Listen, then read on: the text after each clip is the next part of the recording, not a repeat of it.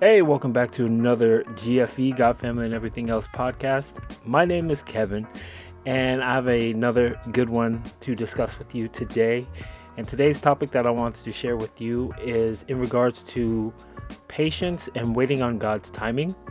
But before we get into that, what's very important, and one thing that I've noticed in the world's society today is that we all share this. We have a lack of patience, and that can cover all kinds of things in our life and um, in our world.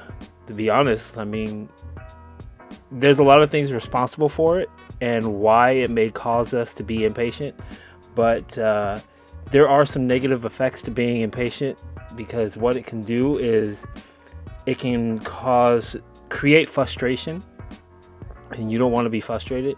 You can be really irritable, and that's definitely not good, because when you're irritable, you can either snap at somebody that you shouldn't have snapped at, or be angry at someone that you shouldn't be angry at.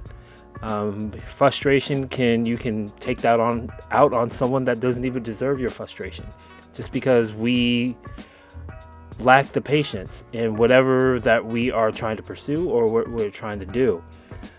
But just to give you a few examples of what I believe or what I'm seeing about impatience in today's society is another one.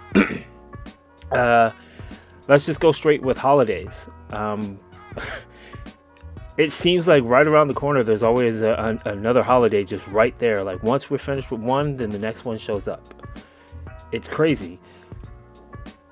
It's just, we'll start with like Halloween. In Halloween, you see all the Halloween decorations, that's all fun, and then the candy and everything like that. The moment Halloween's over, boom, the next thing you know, you start seeing decorations for Thanksgiving, which isn't bad the moment Halloween's over.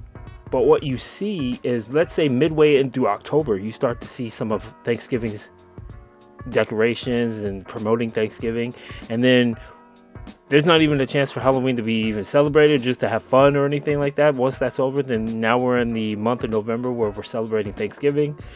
And then midway through that, you start seeing on TV Christmas commercials,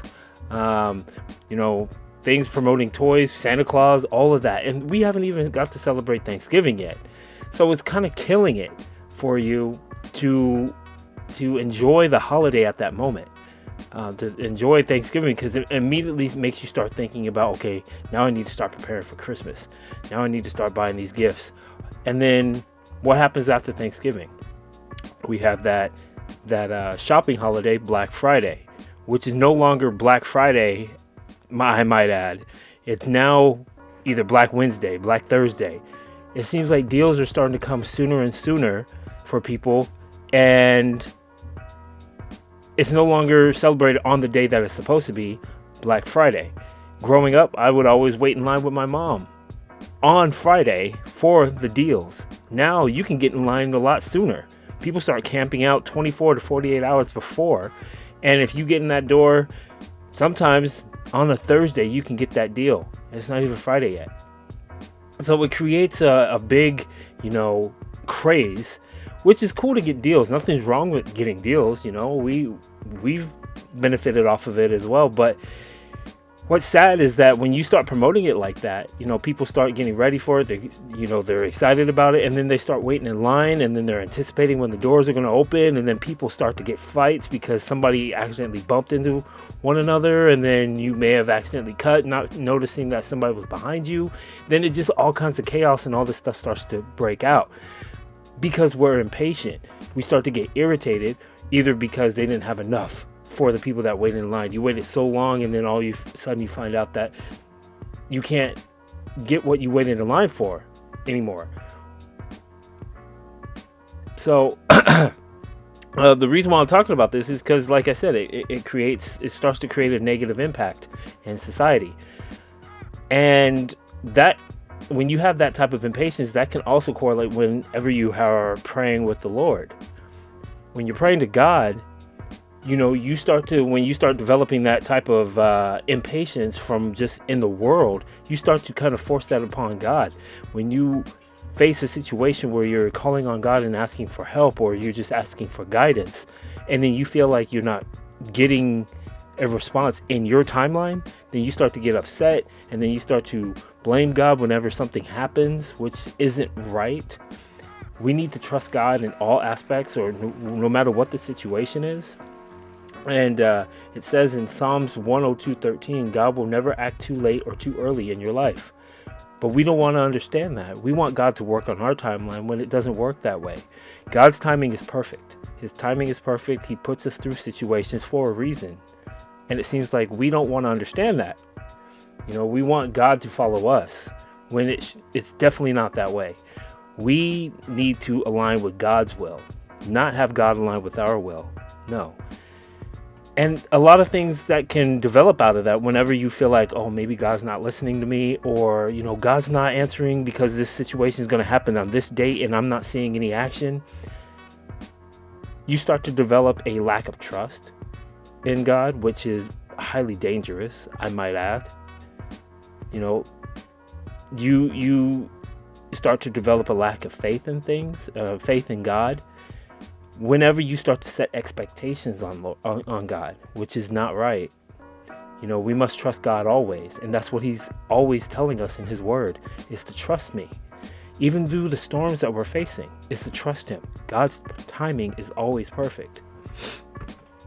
I remember a time when, and I always like to talk about this, but to be perfectly honest, I remember a time when my family, we were looking for a place to stay, and the fast forward, make a long story short, it came down to the wire, and God came through for us.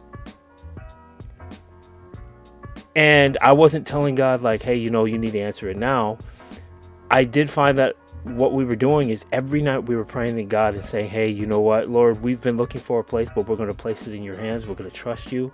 And when your timing is right, we understand. And I kid you not, it was coming down to the wire. It was coming down every single day, just getting closer and closer before we had to find a place. And amazingly, a week out before we had to move, God found us a place for our family to move to. It was a perfect place. And then now we're actually good friends, which my kids like to call her office grandma, because she helped us out big time. She got us into our place.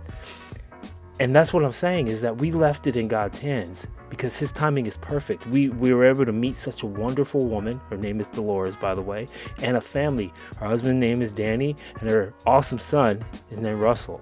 And we've been able to develop a relationship with them for years. God put us in a place for a reason. He allowed them to be in our lives and then us to be in their lives. And to this day, we still talk to them. It's all because we put our trust in God, because he continued to provide for us. I'll admit, part of me started to get a little bit worried because it was coming down, but I did not lose my faith. I did not lose my trust in God. I knew that he was going to see it through. I knew it. I just believe it, because why would I doubt God now? There's no reason to doubt God. And like I said, a lot of things are responsible for what I like to call the microwave society, microwave world, where we want answers and results to happen now. Yes, as technology progresses, things are a lot easier to obtain. Things are a lot easier to accomplish. But at the same time, that creates a negative effect on us, meaning that we expect everything right then and now. We don't understand being patient. It's like just simply waiting in the line at a restaurant. And then maybe the person in front of us is being a little bit slow ordering their food. And you may be hungry, but at least you're in line and you know that you can pay for your food. Or that person may be going through something that you may not understand or know about. So there's no reason to get upset or irritated. Or the person that might be ringing that person up could be new or going through something that's causing them to go a little bit slow. So we have to be patient with each other and understand that, yes, our time will come. Just don't create a problem out of it. And this has happened all across the world. All in sports and business and anything. Patience is always being tested, and we want results now. And I'm sure you guys are sports fans, but you start seeing it in sports. Coaches only last for a short time. NFL players, they don't get a chance to develop. They are expected to win championships right out the bat. Not time to develop. It's crazy.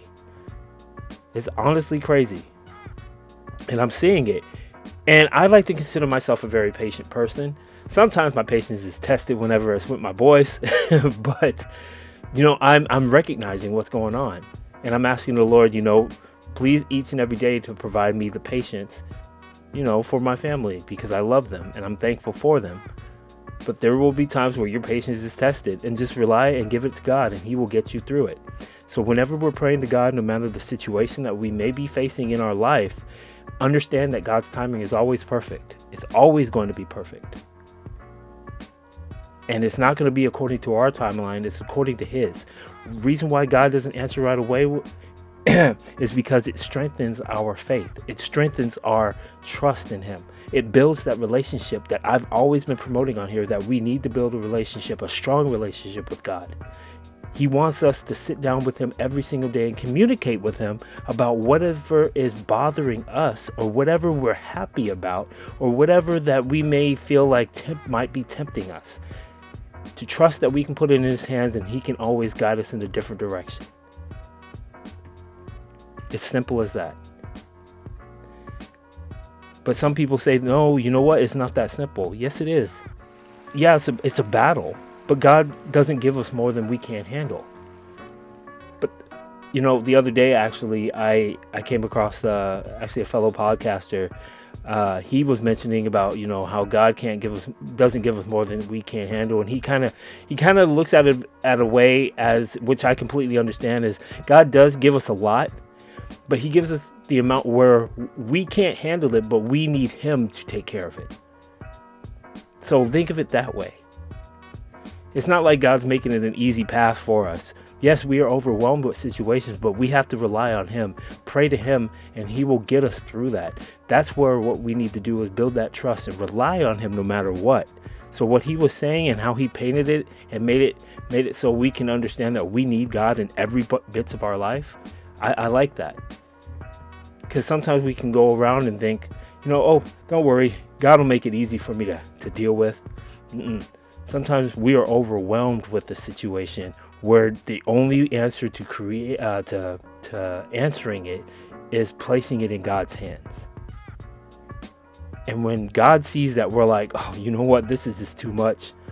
God, I know you can handle this, and I'm leaving it in your hands because I trust that you can get me through this storm. It's not going to be pretty, but I know that if I can rely and keep my trust on you, we can get through it. So I will be patient, and I will wait on you when you see and seem that the time is right for the situation to be resolved. We take our lumps to be stronger. We do. And think of it just like a muscle. When we're training in the gym, when you go in the gym, you're not building. You're not. What you're doing is you're tearing down your body. You're tearing down your muscle. And in order for your muscle to come back stronger, you have to give it patience. You have to give it rest. You can't just keep going in training the same muscle all the time, because you're not going to be able to allow it to rest and to grow stronger. God is saying, trust in me, relax, and I will take you under my wing, because when you can trust me, you will come back stronger. So whenever the situation may occur again, you'll be able to rely on me. Your faith is stronger, your trust in me is stronger, and our bond and our relationship is stronger.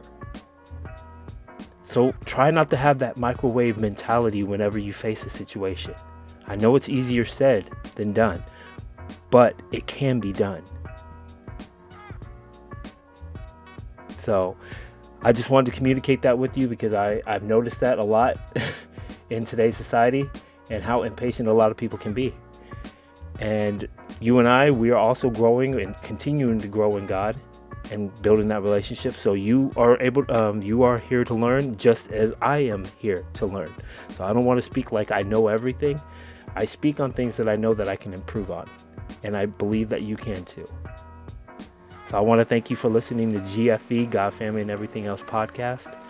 Let's go ahead and get this out there so other people may have a chance to listen.